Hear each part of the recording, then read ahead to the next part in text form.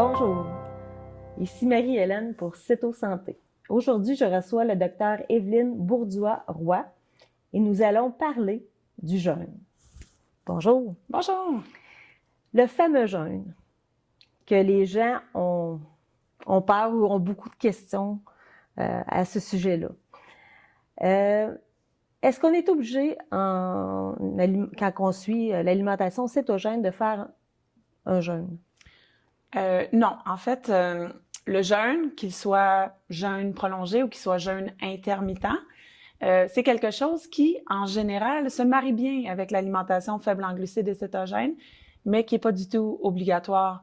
Et vice-versa aussi, on peut ne pas avoir adopté l'alimentation faible en glucides et cétogènes, mais jeûner quand même malgré tout. Est-ce que la question que les gens se posent beaucoup, est-ce que le jeûne fait maigrir? En fait, la plupart des gens pensent que jeûner, c'est se priver de calories et donc ce déficit calorique-là va faire en sorte qu'on va maigrir. Le principal but du jeûne n'est pas la restriction calorique. Oui, évidemment qu'il y a une restriction calorique, mais ce n'est pas le but premier du jeûne. Le but premier du jeûne, qu'il soit intermittent ou prolongé, c'est de permettre une espèce de bascule hormonale, métabolique à l'intérieur du corps. Donc, quand on mange pas, on se prive de calories, effectivement, donc on ne se nourrit pas. Il y a des changements hormonaux qui surviennent à l'intérieur de nous à court terme. Par exemple, le taux d'insuline. Donc, l'insuline, c'est une hormone qui est produite par notre pancréas, principalement quand on mange des glucides, donc des aliments qui contiennent du sucre. Dans une petite partie aussi quand on mange des protéines, mais disons principalement quand on mange des glucides. On sécrète une hormone qui s'appelle l'insuline. L'insuline, c'est une hormone qui, quand elle est sécrétée, met le corps en mode brûlage de sucre et stockage de graisse. Alors, quand on est en jeûne, intermittent ou prolongé, le taux d'insuline baisse dans notre sang, ce qui permet la bascule qui, au lieu que le corps soit en mode stockage de graisse, il se met métaboliquement en mode déstockage de graisse. Donc, on permet au corps d'aller puiser dans ses réserves de graisse. Les réserves de graisse du corps humain sont faites pour être utilisées, c'est des réserves énergétiques.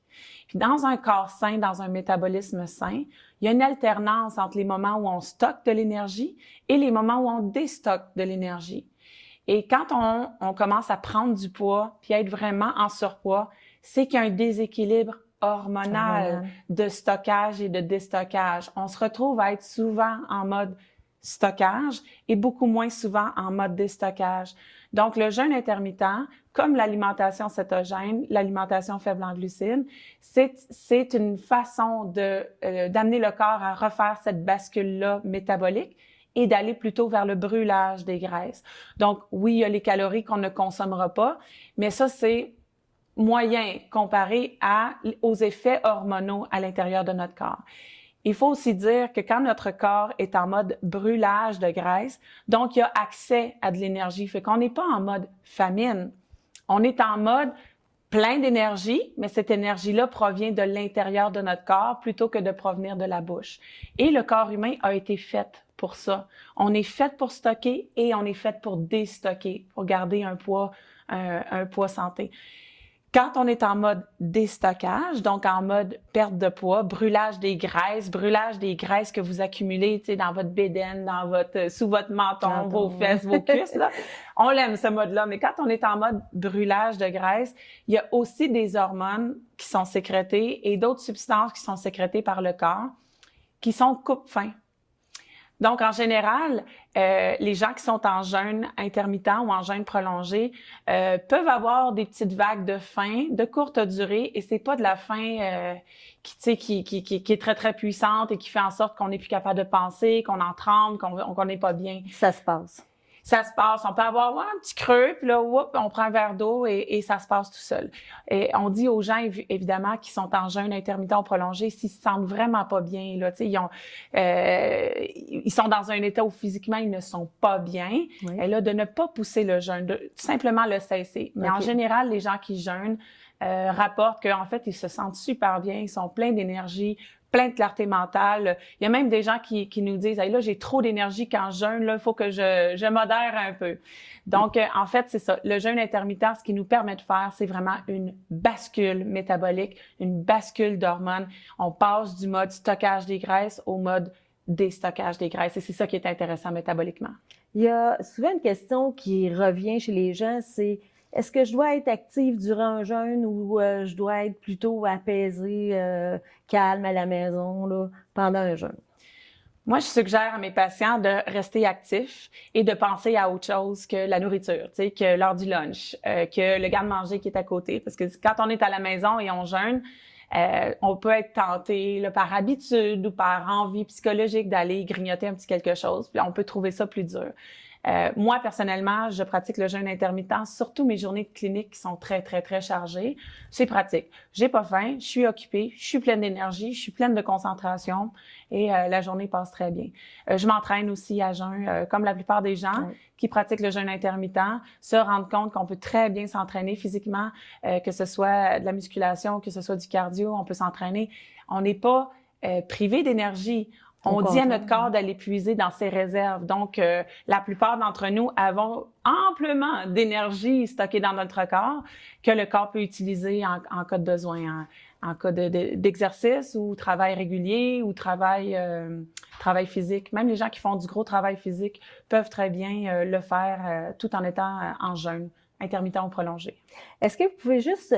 pour les gens là, qui connaissent pas ça, décrire c'est quoi la différence entre le jeûne intermittent puis le jeûne prolongé, excusez.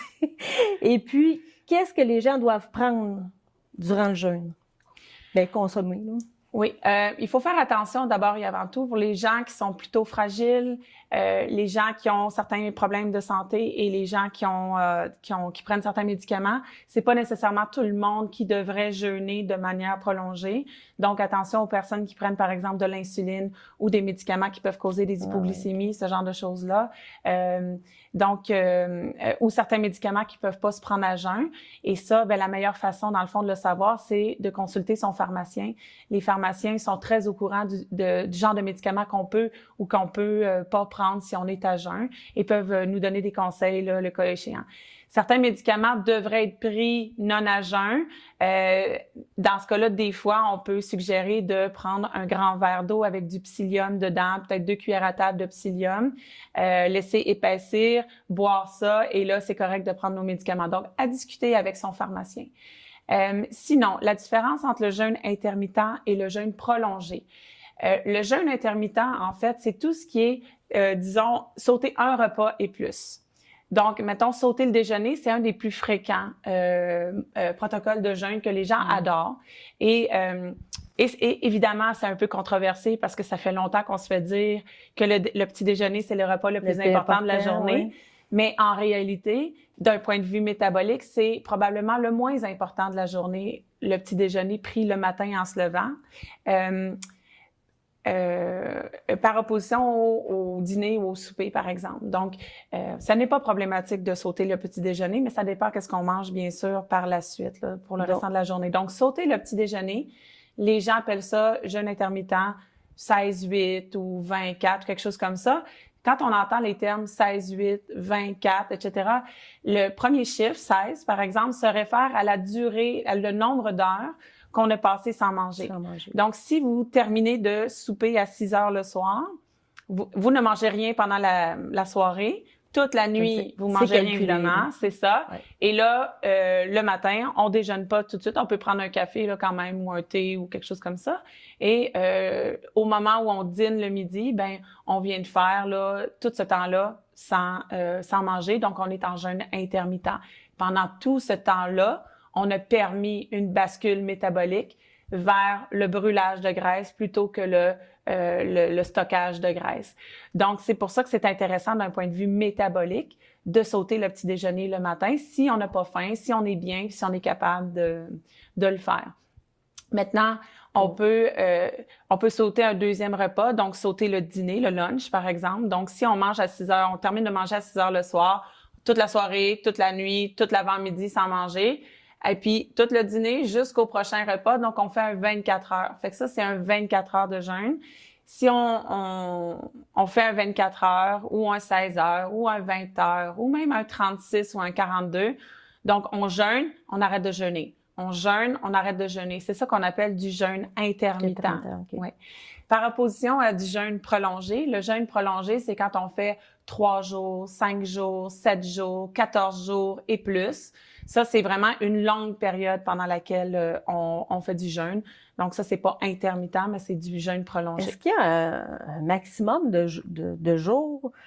Parce que ça vient, là, vous me dites 14 jours, c'est long, là. Mais y a-t-il un maximum qu'il faut arrêter? En fait, le plus long jeûne qui est répertorié dans la littérature scientifique, c'est un jeûne de 382 jours. Mais ça avait été fait sous supervision médicale, là, avec une équipe traitante dans un contexte d'hôpital. Je pense pas que ce record a été battu depuis ce temps, mais ça dépend des gens. Ça dépend de leur volonté, ça dépend de leur maladie, de leurs médicaments, ça dépend de s'ils se sentent bien ou pas. Ouais. Ça dépend aussi s'ils ont accès à des bons conseils et ils font les choses de la bonne façon, parce qu'évidemment, on peut jeûner et faire ça tout croche et que ça soit dangereux. Et on peut très bien jeûner de manière un peu prolongée et que ce soit correct. T'sais. Habituellement, vous voyez combien de jours là dans votre pratique? La plupart de mes patients pratiquent le jeûne plutôt intermittent, donc des 16 heures, 24 heures, 36 heures, 42, 48 heures. Ça, c'est les jeûnes les plus populaires. Un, parce qu'ils sont faciles. Deux, parce qu'on peut les répéter régulièrement dans une semaine. Ça interfère pas trop avec la vie familiale, la vie sociale, la vie professionnelle, etc. C'est plus facile à gérer parce qu'il y a évidemment un aspect psychologique à manger aussi. On aime manger, c'est un plaisir, c'est social, c'est familial, etc. Donc, quelqu'un qui fait un jeûne un peu plus prolongé, mettons 3 jours, 5 jours, 7 jours, va être exposé à beaucoup de situations sociales, familiales, professionnelles, où ça risque d'être plus difficile psychologiquement. Les gens rapportent pas nécessairement qu'ils ont faim. Les gens rapportent qu'ils ont le désir, le goût, l'envie de manger, mais pas de faim physique. Donc, ça devient plus difficile. Cela dit, j'ai des patients qui adorent faire des jeûnes prolongés et qui en font régulièrement. Donc, vraiment, c'est si le jeûne vous intéresse, essayez-le. Essayez un petit jeûne court pour voir comment ça va, puis voyez comment vous vous sentez, puis qu'est-ce que vous préférez. Donc, nous, on a des patients qui préfèrent faire un protocole, disons, 24 heures, 2 ou 3 fois par semaine. Ça, c'est excellent pour renverser le diabète de type 2 ou la perte de poids. Assez efficace. Pas chez tout le monde, évidemment, mais il n'y a rien qui fonctionne chez tout le monde à 100% du temps. Ni médicaments, ni chirurgie, ni alimentation, ni quoi que ce soit. C'est cas par cas. Voilà. Et donc, si ça, c'est un protocole qui fit bien avec votre vie et qui fonctionne bien et que vous êtes capable de refaire sur une base régulière, ben c'est parfait comme ça. Il n'y a pas de nécessité nécessairement à aller dans le jeûne prolongé si vous n'aimez pas ça, si vous n'êtes pas bien là-dedans.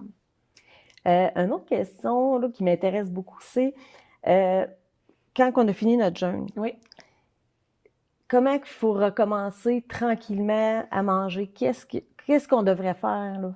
Parce que là, notre corps, il n'y a pas eu de nourriture pendant un petit bout, là. Oui.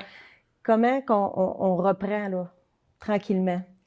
S'il s'agit d'un jeûne court, un 16 heures, un 24 heures, un 36 heures, il n'y a pas vraiment de nécessité de s'inquiéter de qu'est-ce qu'on mange quand on recommence à manger.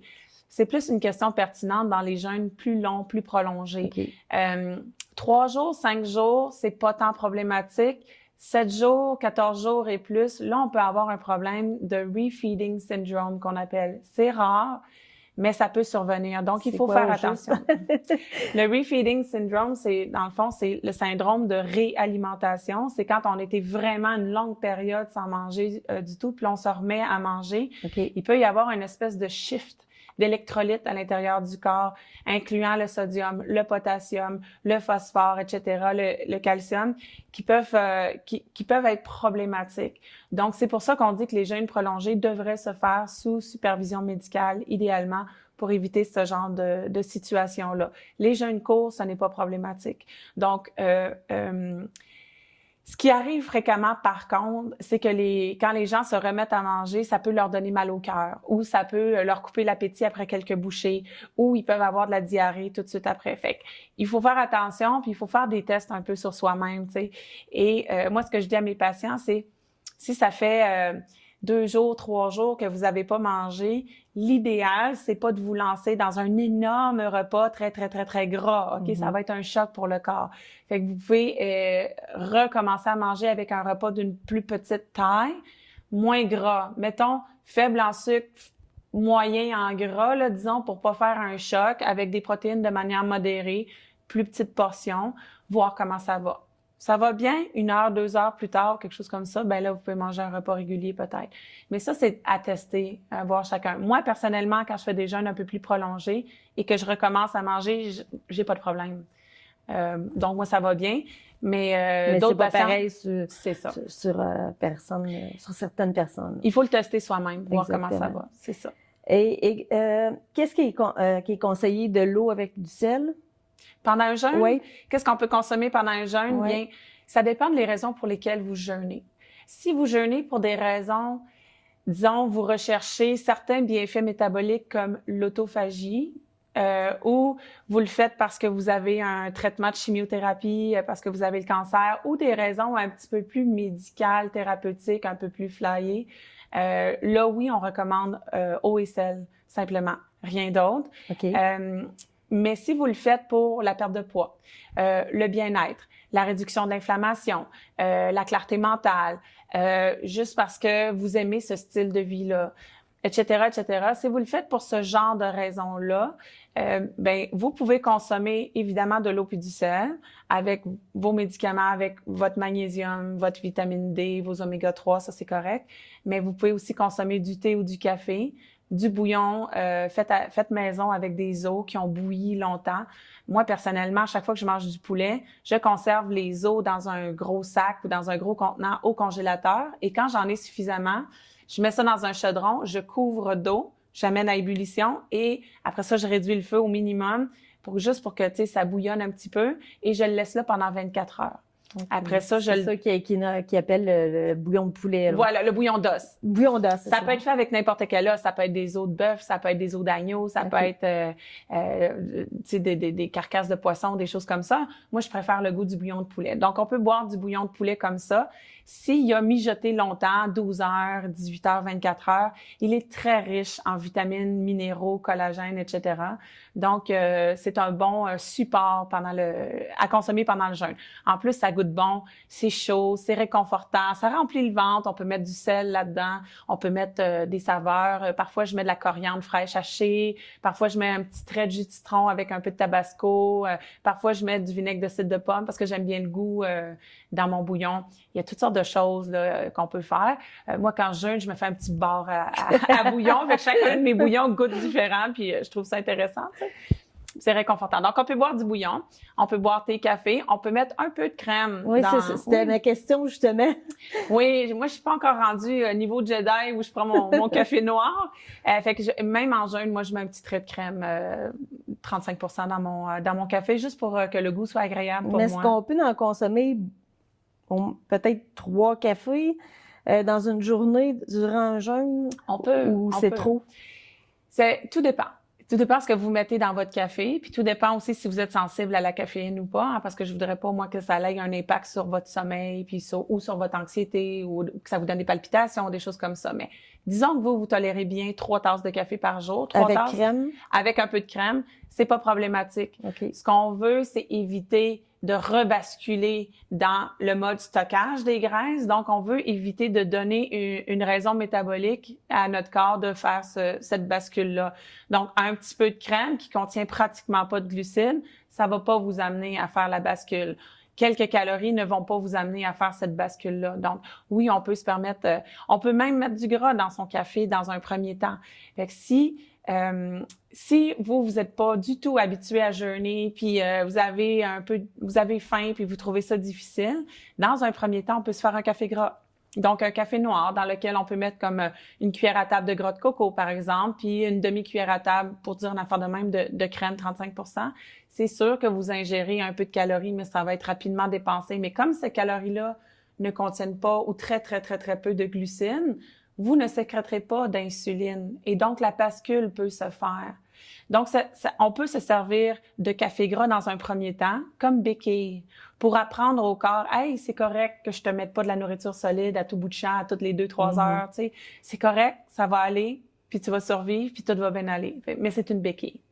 Fait qu'idéalement, on essaye de pas prendre des cafés gras à moyen long terme. Mais dans un premier temps, c'est tout à fait correct. Puis si dans un premier temps, vous avez besoin d'1, 2, 3 cafés gras pour passer au travers de votre jeûne, faites-le.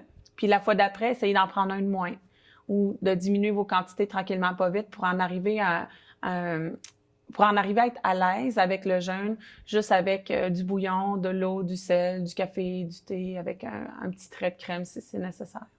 Ah, c'était très intéressant. Bien, je vous remercie beaucoup pour les informations. Je vous en prie. Alors, on se retrouve pour une prochaine capsule. Merci.